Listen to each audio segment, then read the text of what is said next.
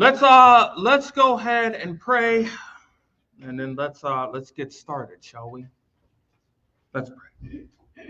Lord, thank you so much for your grace. Thank you for your kindness, and thank you for your word.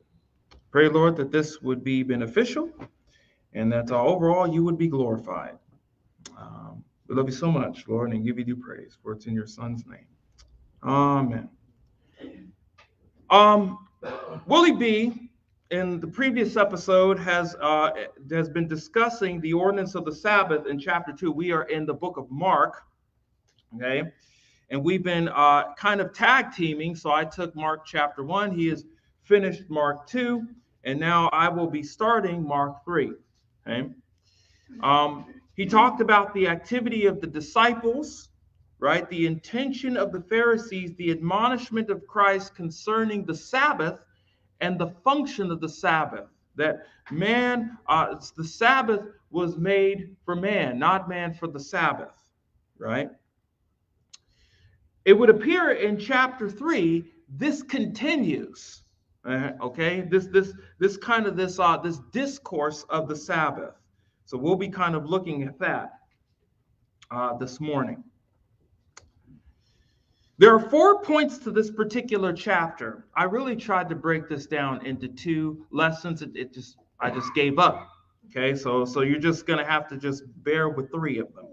Okay, there are 4 points to this particular chapter. The healing on the Sabbath. What in the world is going on here? Okay. To the choosing or the anointing of the 12. 3, the blasphemy of the Holy Spirit. That is why it is 3 lessons and not 2. Because we have to talk about that. What in the world is this? And is it possible for us to do this? Okay. In studying the life of Christ, we ask these questions. So we have to address this. And then the true family of Christ is what ends this chapter. So let's discuss the Sabbath scenario. We're going to start at verses 1. Read from 1 to 6 of Mark 3. It says, he, that is Jesus, entered again into a synagogue, and a man was there whose hand was withered. They were watching him to see if he would heal him on the Sabbath, so that they might accuse him. I find that to be an interesting statement. They were waiting to see if he would heal him so they could accuse him. Interesting. He said to the man with the withered hand, get up and come forward.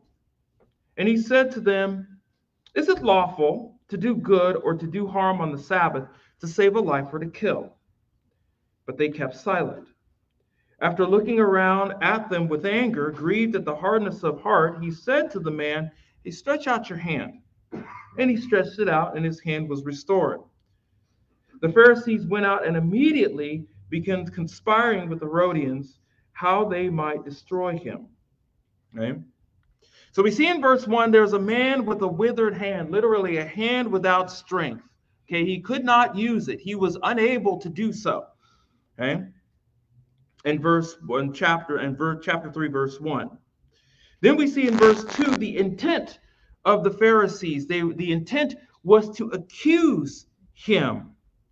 The word kata agora is used here, okay, against the marketplace. So kind of imagine a person out in the market square pointing at you and yelling and screaming, you did this, right? That's kind of the idea. They were looking to basically smear him.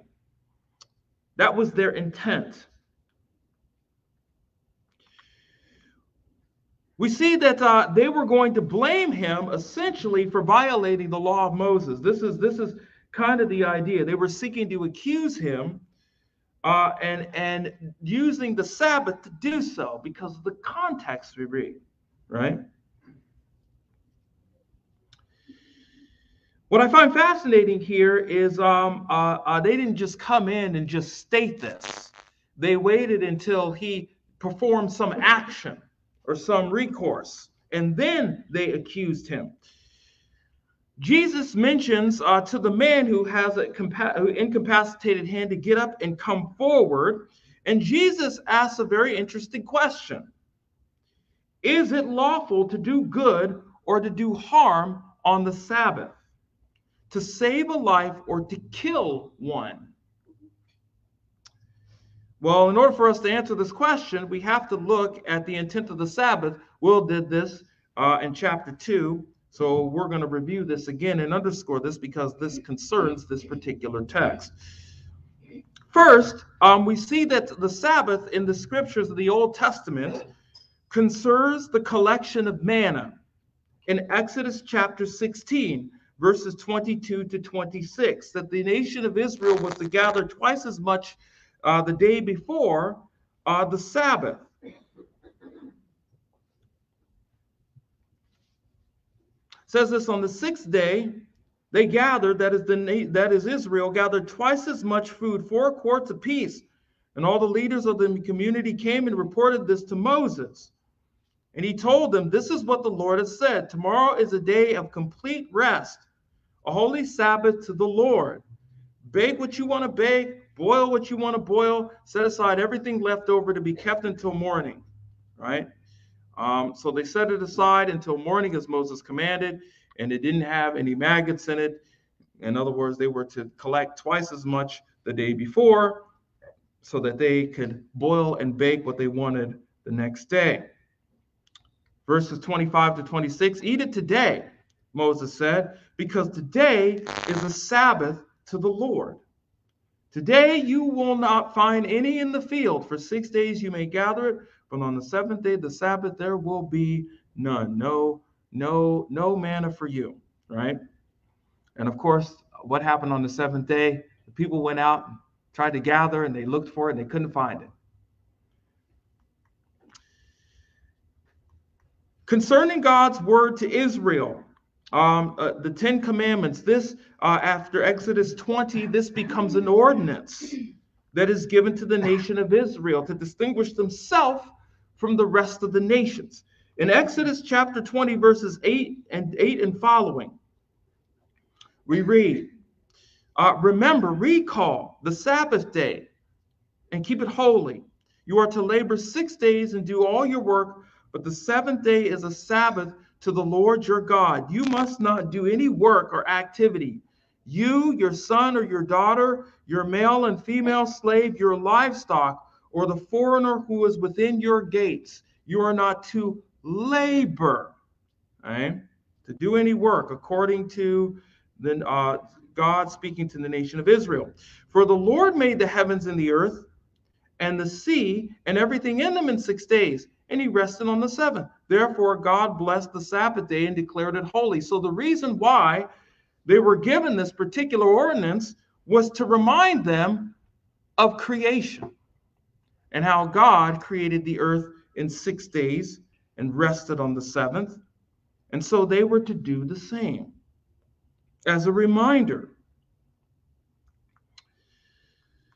The consequence of those who violated the Sabbath is found in Exodus chapter 31, verses 14 to 15. Now, throughout the works of antiquity, we don't have any record of anyone receiving this punishment for breaking the Sabbath. But nevertheless, this was the punishment for those who decided not to do this. Observe the Sabbath, for it is holy to you. For whoever profanes it must be put to death. If anyone does work on it, that person must be cut off from his people.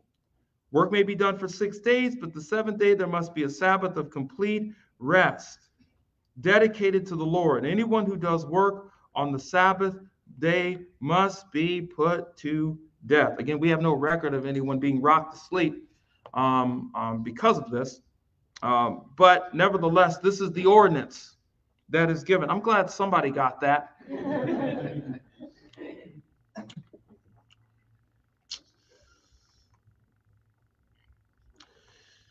The duration of time Israel was to follow the Sabbath is found also in chapter 31, just the subsequent verse after 15.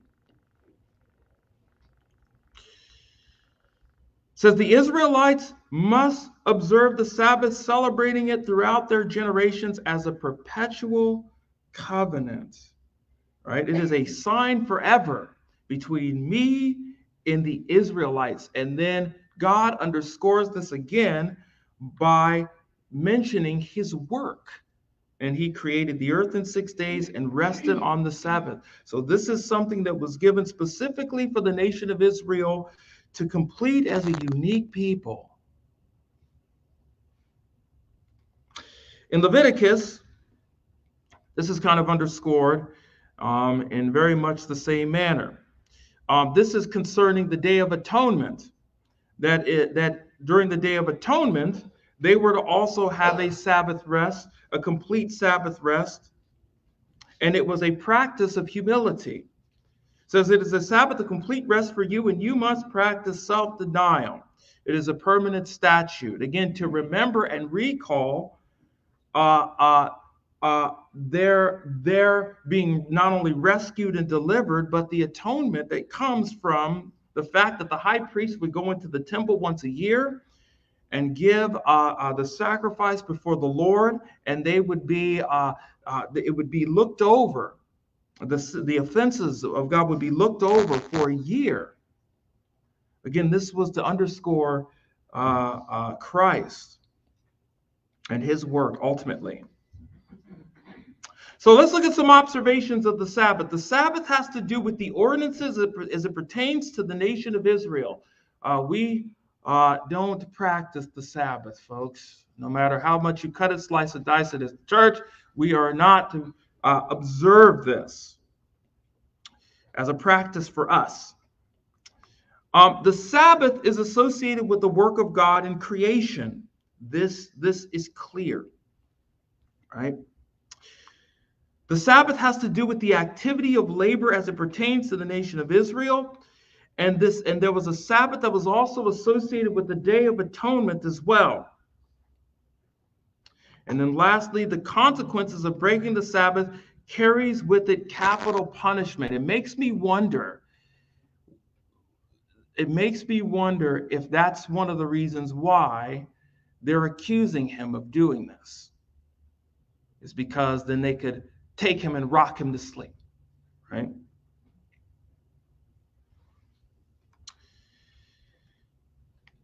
The Sabbath was to be a perpetual observation that Israel was to follow, but they weren't supposed to follow it for the sake of it being the Sabbath. They were to follow it to remember the works of God. That's the point, okay? It wasn't just so that they can, put the I did my Sabbath today sticker on, okay? That wasn't the point, okay?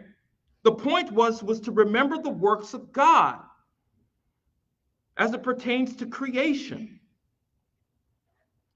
What I find fascinating about this is that there is nothing in the ordinance of the Sabbath that says assisting or serving anyone is breaking the Sabbath. The labor they were to stop, but the service to one another they were not to. Okay? That's very important. It wasn't just that they were supposed to pull up a chair and sit down and 12 more hours to go. That's not what they were supposed to do. Okay?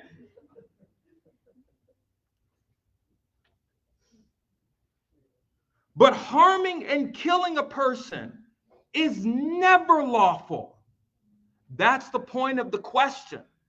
Which one is greater? To help a person or to harm them on the Sabbath? As a matter of fact, this question Jesus posed was to reveal the true intention of the Pharisees.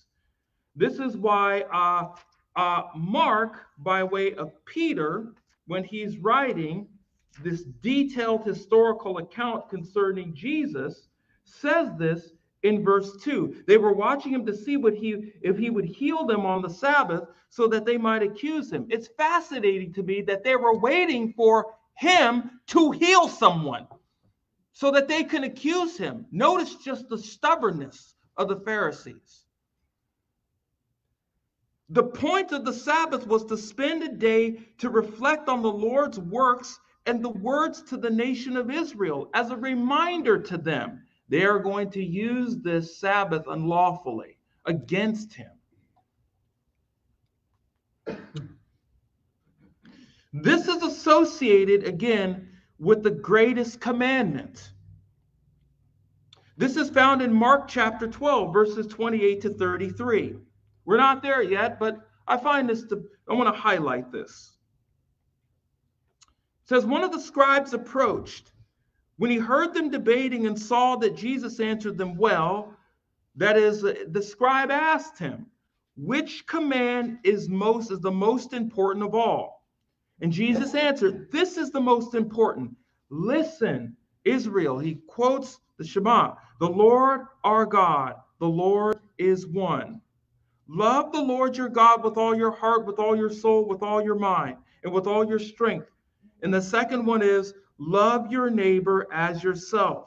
There's no other command greater than these. Then the scribe said to him, you are right, teacher. You have correctly explained that he is one and that there's no one else except him. And to love him with all your heart and with all your understanding and with all your strength, and to love your neighbor as yourself is far more important than all the burnt offerings and sacrifices. That even within the concept of the Sabbath rest, they were to serve and love their neighbor. Not to harm their neighbor. To worship God, to keep his ordinances, and to love, and by that to love their neighbor. Of course, we see that the Pharisees didn't answer his question, right? They played dumb, right? It says at verse 5, it says in verse 4, and he said to them, is it lawful to do good or to do harm on the Sabbath, to save a life or to kill? But they kept silent, right? Are you going to talk? I'm not speaking, right?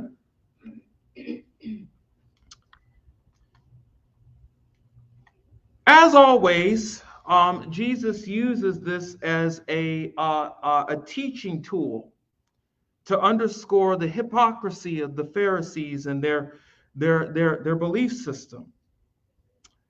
It says Jesus' reaction to the Pharisees' response, he was upset, angry. It says after looking around at them with anger, is nobody going to talk? Is nobody going to answer my question? Right? And grieved, sulupeo is the word here. Grieved. Just, you guys are such a disappointment. You guys don't even see what you have in front of you here. Due to their hardness of heart. Parosis is the word. We are kind of familiar with this term as osteoporosis, right? The hardening of the heart, the hardness of their minds. As the heart is the seat of intellect here, of understanding.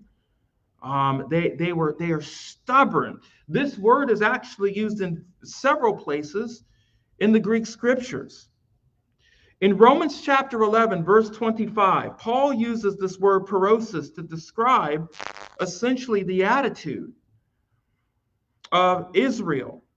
It says, so that you will not be conceited, brothers, I do not want you to be aware of this mysterion or this mystery. A partial hardening has come to Israel until the full number of the Gentiles has come in. It says, in this way, all of Israel will be saved. There is a stubbornness until all of the full number of Gentiles has come in. After that, all of Israel will be delivered, will be saved.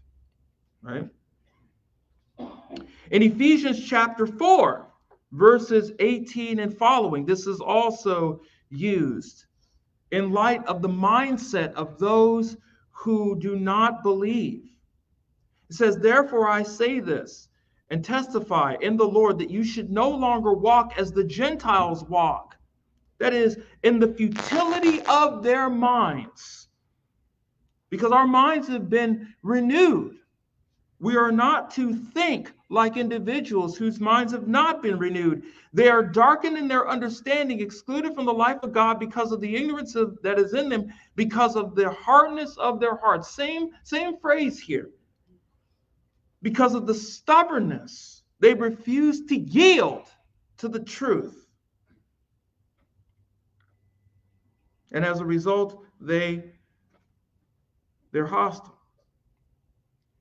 So we see here that within this chapter 3, verse 5,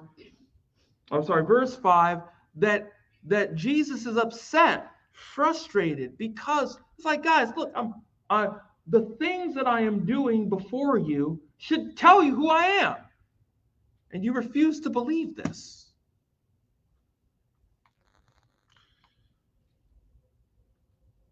Then we see Jesus's work in verse 5 and following. Jesus heals heals the man's infirmity. After looking around with them with anger, grieved at the hardness of their heart, he said to the man, "Stretch out your hand." And he stretched it out, and his hand was restored. Once more, this emphasizes that Jesus is the expected one. And he did this act in the presence of the Pharisees, who, by the way, were waiting on him. You realize that he did this. They didn't point out and accuse him. Here's something to consider about this particular passage here. There's been some considerable time that has passed here. Remember that Mark itself is written in snapshots. There's little snapshots. So there isn't really a chronology. This isn't really from start to finish. There's been some considerable time that Jesus has been around healing individuals. This is not the first time that the Pharisees have seen this man do this. They've seen this repeatedly as they follow him around and see his works and his actions. Many have seen the works of Christ and have heard his words and how he's spoken. Something else to consider too. Again, there's been some considerable time that has passed. And again, the Pharisees have seen many works of Jesus up to this point. It's not that they're blind to the fact. As a matter of fact, they're waiting for him to heal somebody. That should tell them at the very least, this person is a prophet. At very least. All right. Mark records that the Pharisees went out, and instead of marveling at the fact that this happened, talking about the works of Christ and relating them to his words, they go out and conspire with the Herodians. Now, this is interesting because the Pharisees and the Herodians, they weren't good buddies. Okay? They weren't around sitting at the bar talking shop. Okay? The Herodians were a specific group of Jewish people that favored Herod's laws. They didn't mind being under the subjugation of the Roman Empire. The Pharisees did not. They wanted an independent state with a king to rule. They were waiting for the Messiah. The Herodians were like, it's not such a bad deal, right? And they weren't good friends, right? They were contrarian on this issue. But it seems because of Jesus and his works, once you imagine it, it brings them together. How fun, right? In an attempt to destroy Jesus's life, they begin to conspire as to how they would destroy him. That ends this section of chapter 3, verses 1 to 5. We read in verses 7 and following the activity of Christ, and now his his reputation is being known all over the place. So Jesus, verse 7, Jesus withdrew to the sea with his disciples, and a great multitude from Galilee followed, and also from Judea and from Jerusalem and from Idumea and beyond the Jordan in the vicinity of Tyre and Sidon. And a great number of people heard of all that he was doing and came to him. Right? So we see that they were coming from all over the place. Here is the Sea of Galilee right here. Okay? They were coming as far as Tyre and Sidon, which is in the land of Phoenicia, all the way from beyond the Jordan, from Jerusalem all the way far down as in southern Israel. They were coming from all over the place. His name and renown was being spread all throughout Jerusalem and Israel. It's quite a ways away to walk.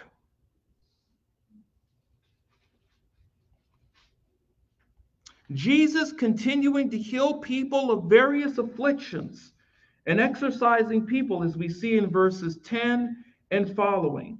It says, for he had healed many, and with the result of all those who had afflictions pressed around him in order to touch him.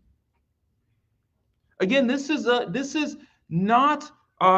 unusual. Once more, the acknowledgement of unclean spirits is mentioned too. In verse 11, whenever the unclean spirits saw him, they would fall down before him and shout, you are the Son of God. We've seen this in various passages up to this point in Mark chapter 1. Let's take a look at chapter 1, verses 24 and following. Going back a couple of chapters over.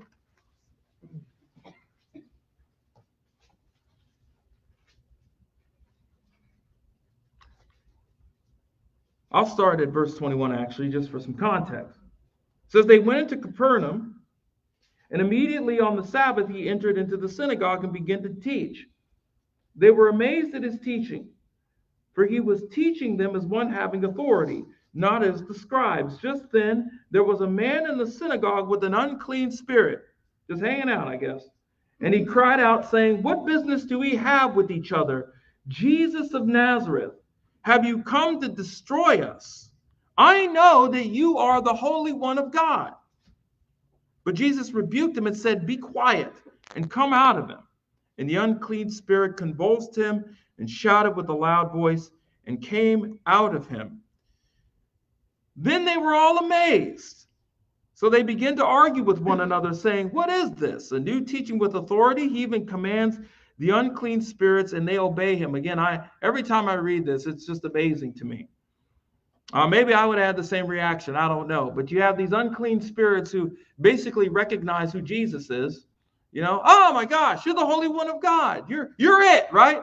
And everyone around him is like, I have no idea who's this guy. Right?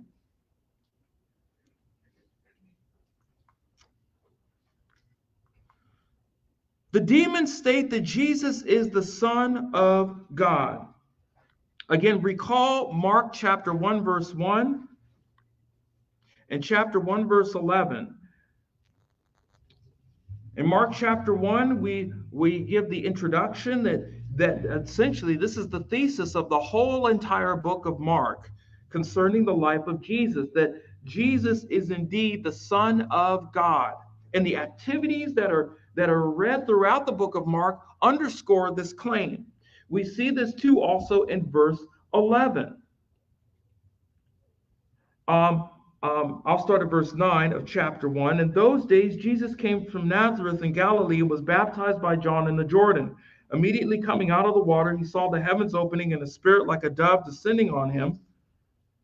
And the voice came out of the heavens, you are my beloved Son, in you I am well pleased. The recognition of Christ, or the recognition of God the Father, that Jesus is indeed the beloved Son.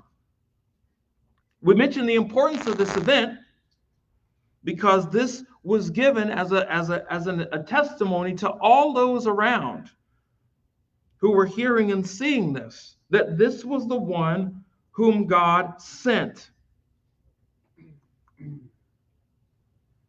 Again, if you recall, Son of God is not teaching that a man named Jesus became God. That's another philosophy. It is not consistent with the biblical text, nor is it consistent with this title. Okay?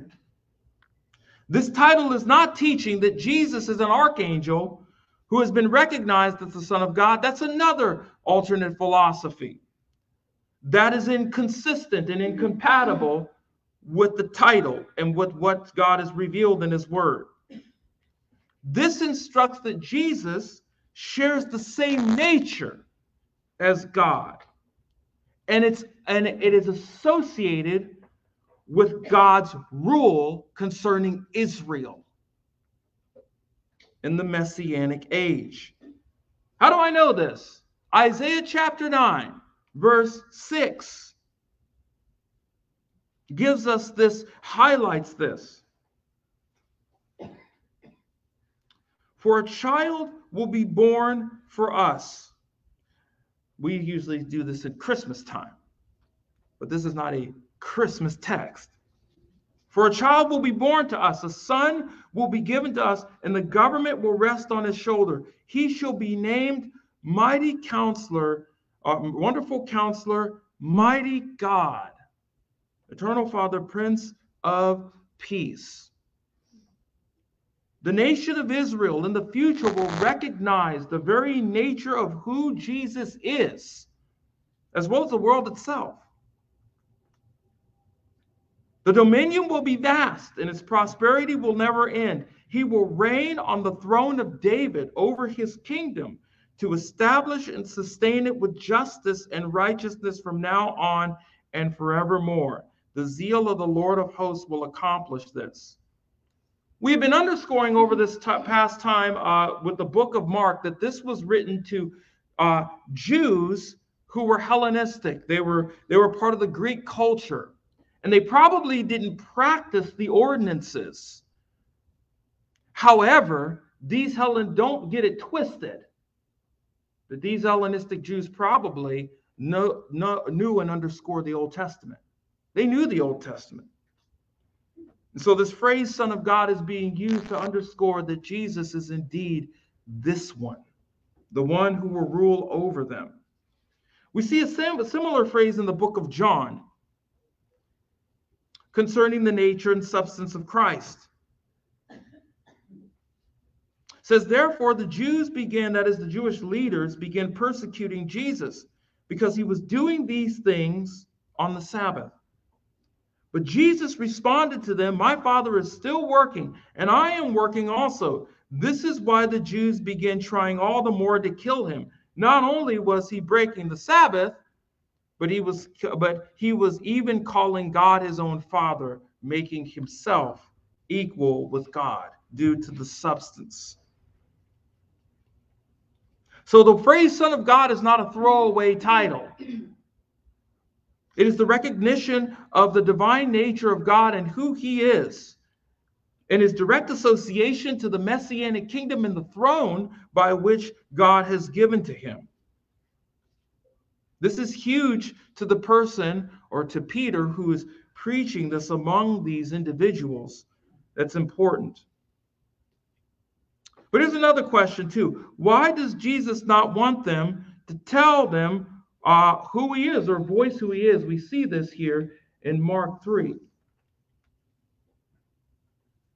It says he earnestly warned them not to tell who he was. Why is this an issue? Well, there are several reasons. Will had mentioned one, that for more political reasons. But there's also another reason too, that he's not here to do his own will. He's not here to make himself famous. He's not here to put his name on everything. As a matter of fact, we see in John, in the book of John, he's not coming to do his own will, but his Father's will. He's not coming on his own initiative, but to do the initiative of the one who sent him. We see similar language again in the book of Isaiah, chapter 48, verses 12 and following.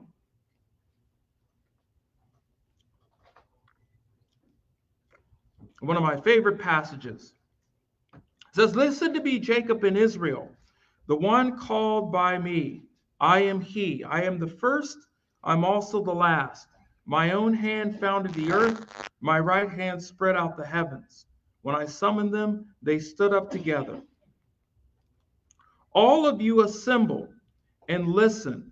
Who among the idols has declared these things? The Lord loves him. He will accomplish his will against Babylon. His arm will be against the Chaldeans. I have spoken. Yes, I have called him and brought him, and he will succeed in his mission. Approach me and listen to this. From the beginning, I have not spoken in secret.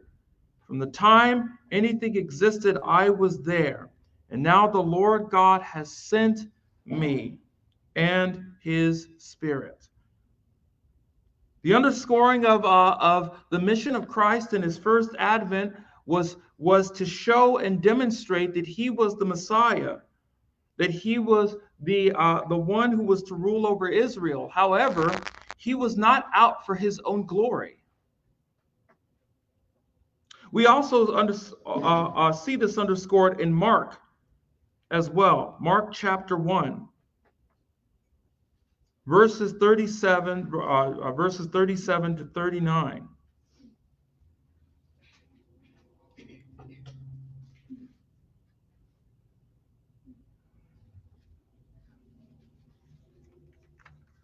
I'll start at verse 30 for immediate context. It says, now Simon's mother-in-law was lying sick with a fever, and immediately they spoke to Jesus about her, and he came to her and raised her up, taking her by the hand, and the fever left her, and she waited on them. When evening came after the sun had set, they began bringing to him all who were ill and those who were demon-possessed, and the whole city had gathered at the door. And he healed many who were ill with various diseases and cast out many demons.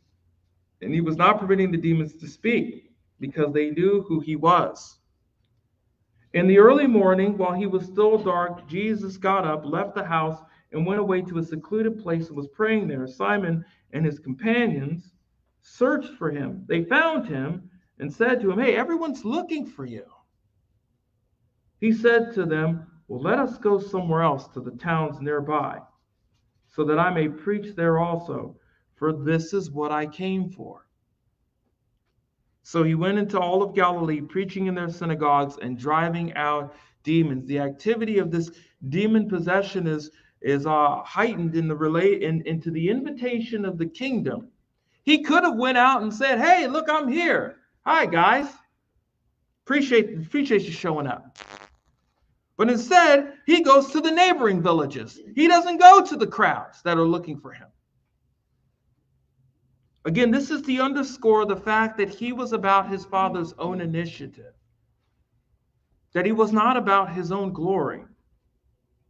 He was not about his own fame, but he was to teach and to heal and to drive out demons, underscoring the demonstration, the model to the Jewish people, that he was their Messiah, underscored in the Old Testament. That was the purpose of this.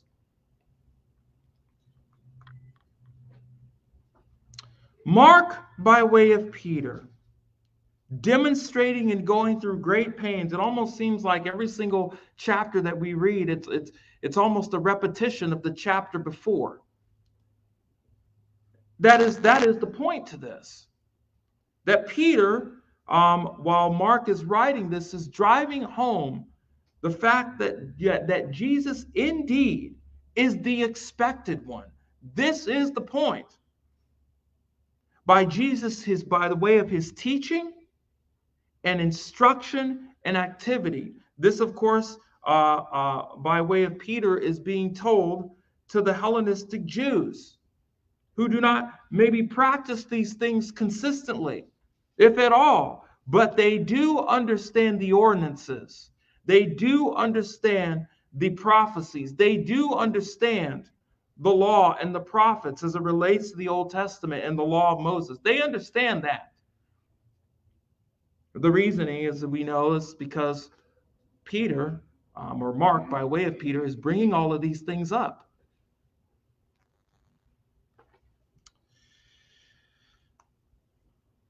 That is the conclusion of chapter 3 of Mark, part 1.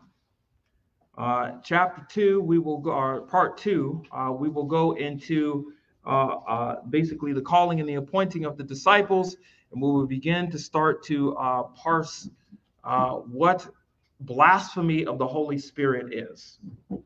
And so we will talk about that next week. Let's pray.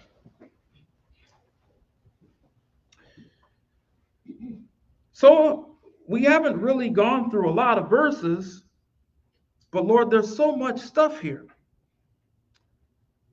I thank you so much for your word and how, again, it is very clear that the life of Christ is indeed all about the works and activity, underscoring that he's the Messiah sent to the Jewish people.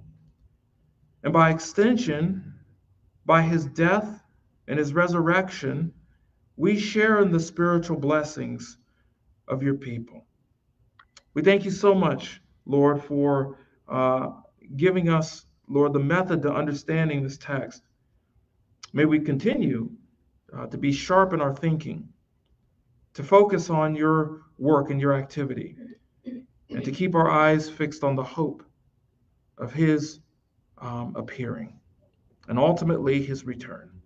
We love you so much, for it's in your son's name.